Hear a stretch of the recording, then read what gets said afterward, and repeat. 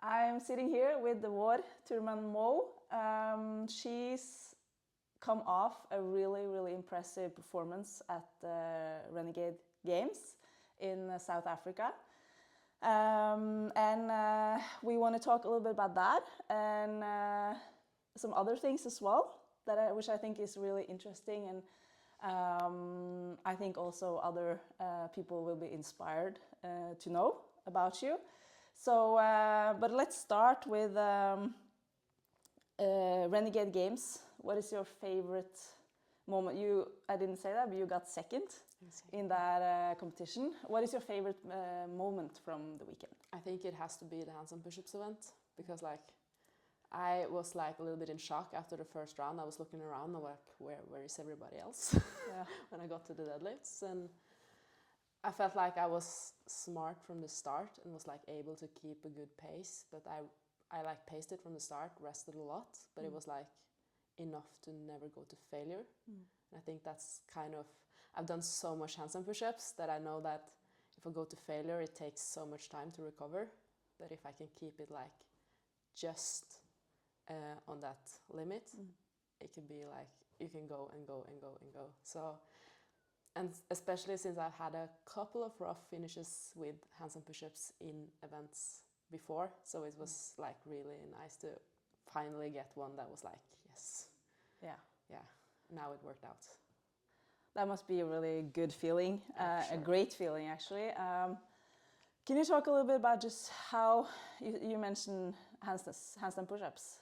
How have you been working to get better at handstand push-ups? I have seen you do a lot of I've done a lot of different variations. So for me, it's been really hard to figure out what's working and what's not. For it's almost like a skill for me. So if I practice a variation, I get better at that variation. But if you increase the deficit by 3 centimeters or give me parallettes instead of regular deficit, I'm completely thrown off. So I have to start all over again. So we have been doing handstand push-ups 5 times a week, 5 different variations, banded, strict, parallel. I've done parallel, I've done deficit kipping, I've done regular strict, just to keep every different movement. And we also figure out that I need to have a certain amount of volume. So I cannot just do high frequency but low volume. I also need to have a certain amount of volume to get better. If I do too little, it actually never gets anywhere. It's almost getting worse. And for me, it's also keeping the frequency up. So a problem earlier has been when I've been competing and not doing there's no handstand push-ups in the events. I haven't done them up to the competition, obviously. And when I get home, I'm almost back to start again. So I had to begin. Yeah. And also found out we have some issues on the backside of the shoulder. So I'm very weak at the backside. So working a little bit on that as well. Yeah, so you have done some assessment and analyze. Yeah, a lot of trial and error. Yeah. And I can guess, I've had some of those moments that I feel I need to do them almost every day. I haven't done them every day, but you need to do it so often because otherwise it will just disappear. It's gone. It disappears. While other moments you can do once a month and it's still there. So I think it's inspiring also for people, and I think it's really cool to see how you've been working on it and that you haven't given up on the handstand push-ups. And you see how far you've come now in a short amount of time by actually spending extra time focusing on it and doing the work that is needed to do. So that's really cool to see. So I know that, let's go back to last year. I know you weren't super happy about how things ended in Copenhagen last year. But this year has been completely different. What have you done from December until now to be where you are today? The main thing we have done is just eating a bit more. Yeah. I was not fueling for performance at all. We'll say from May last year, end of May, until December. And I got really sick in just before December, like November, December. I think it was like the day they released the workout for Copenhagen. And I started also to train way too soon, way too hard, and did not eat at all. So when I got to Copenhagen, I was empty, like completely empty. And actually, I did pretty well on the first swim workout. And after that workout, I didn't have anything left. There was like nothing. So that was like a really good reality check for me. So we've been gradually increasing and increasing and increasing and increasing to get to like a level where I need to be, and we're still not there. I need to even have more. So I find it hard, but it's obviously it's working. So it's easier to do something when you see it works. Yeah. Are you surprised how much you actually have to eat to compensate for how much you're training? Yeah, it's insane actually. So yeah, I think I'm like, almost like double, almost double like of what I did before. And I'm still like struggling with that not being enough. Yeah. So yeah. Do you have any, thank you so much for sharing. Do you have any tips, or like, do you want to say something to others that are in the same boat or that are trying to figure out? I think like for me it's more a habit and not like, I know a lot of people like struggle to eat, especially around competitions and stuff. For me that isn't the case. It's more like it's a habit and it's like a form of control kind of. So I think like you need to like take a step back, look at the bigger picture and okay, what is actually important for me? And also I think having somebody that holds you accountable, that actually is, when you are not meeting your goals, saying you need to get your shit together.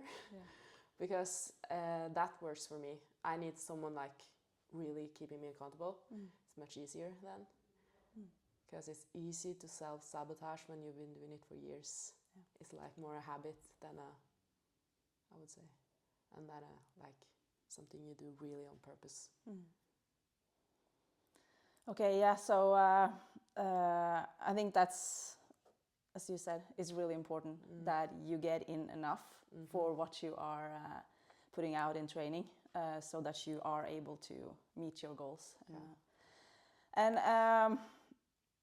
there's a lot of impressive things about you, but one of them is just how insanely good you are at the ergs. Yes. And like you're not that big of a person, but seeing you on like the echo bike, the salt bike, the rower and ski is just so impressive. And you're I don't know if you're the best, but at least one of the absolute best at the ergs in the world in this sport.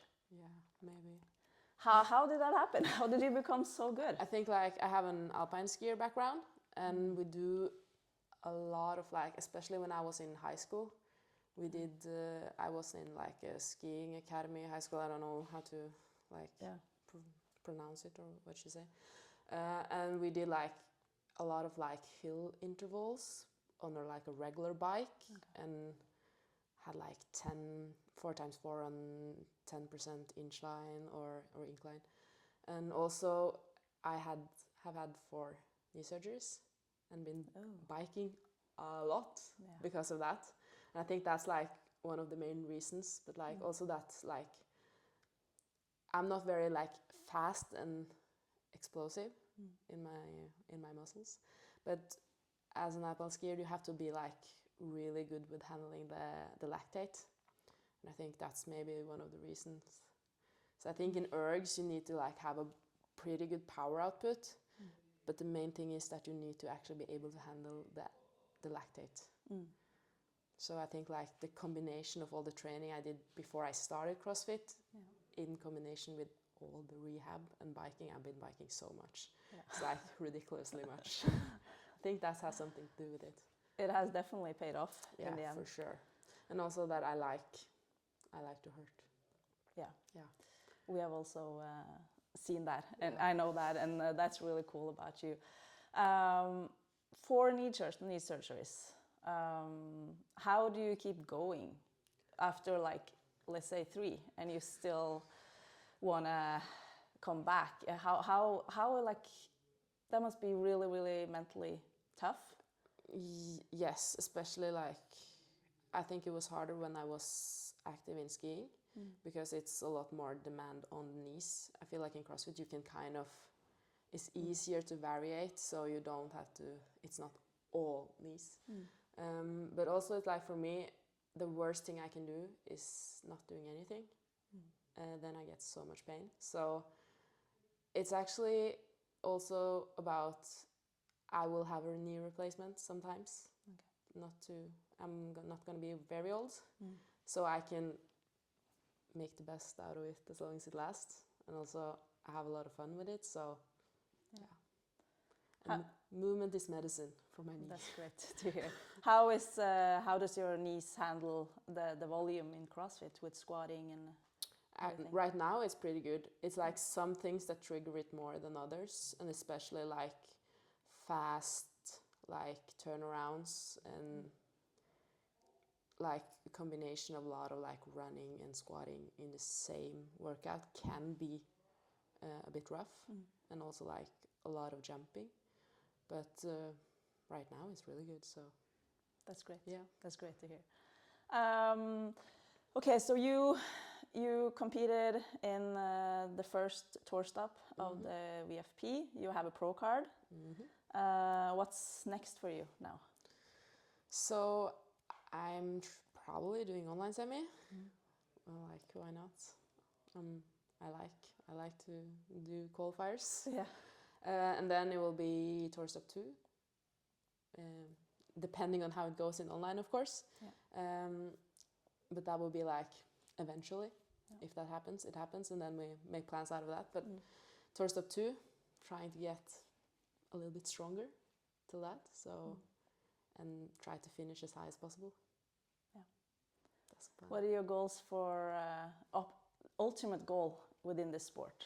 What do you want to achieve? I don't know if I have like a performance goal, but I really want to like see how good I can get and how much I can improve. That's because I like to compete, but I like to train even more. That's like the daily training is what I love the most. And I think like seeing the progress is what's like, how good can I get? And I think that's really important, and I think that's what will make you be able to do this for a longer time, is that you actually love the training and you love the daily grind. Yeah. Because if you don't like that, you will eventually get really burnout and yeah. So and I love to hear also that you focus on yourself and what you can control about your own effort and see how good you can be. And I'm really excited to see where this will end, because it's been an incredible, I won't say transformation, but just from maybe a few years ago, where I first really got to know you a little bit in Dubai, actually. Yeah. It's not even 2 years ago. No. And how far you come just a year and a half from there. So I think we can expect great things in the future as well. Hopefully. And I also want to mention, like, you're not just training either. You're in school. Yeah, I'm still in school. Yeah. I have at least 1 more year of my master's. Yeah. In what? Material science and engineering. Yeah, so you've been doing a lot of work with our athlete profile. Yeah, I have. Test as well. So she's played a big role in that, creating that, and looking at the things that you're working with. My eyes are just crossing, like I can't really understand anything, but it's really impressive. Yeah, so I think for me it's important to have more than just one thing to focus on as well. And so if something, or if you have bad periods with training, you also have something else to like take your mind off training, and also, and I think it's important to train the head a little bit as well. Yeah, not just the body. That is true. Thank you so much, Vår, for coming here. Good luck at the online semis. Thank you. And for the rest of the season, we're very excited to follow your journey.